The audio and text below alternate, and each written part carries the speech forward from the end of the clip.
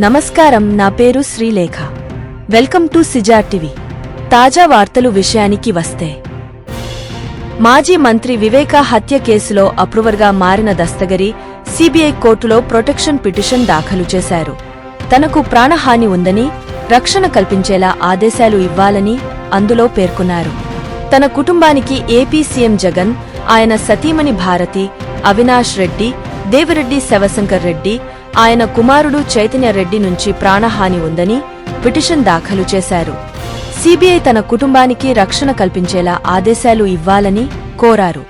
ఈ పిటిషన్పై మధ్యాహ్నం సిబిఐ కోర్టు విచారణ చేపట్టనుంది. మరోవైపు ఎంపీ అవినాష్ బెయిల్ రద్దు చేయాలని దస్తగిరి హైకోర్టులో పిటిషన్ వేశారు. దస్తగిరి అప్రూవర్ పిటిషన్పై కోర్టులో వాదనలు ముగిశాయి. తనను ఈ కేసులో ముద్దాయిగా కాకుండా సాక్షిగానే పరిగణించాలని పిటిషన్ వేశారు. దీనిపై తీర్పును సిబిఐ కోర్టు రిజర్వ్ చేసింది. మరియొక తాజా వార్తలతో మీ ముందుకు మళ్లీ వస్తాను. అంతవరకు సెలవు. సిజేఆర్ టీవీని సబ్స్క్రైబ్ చేయండి. ఈ వీడియోను లైక్ చేయడం మరియు షేర్ చేయడం మర్చిపోవద్దు.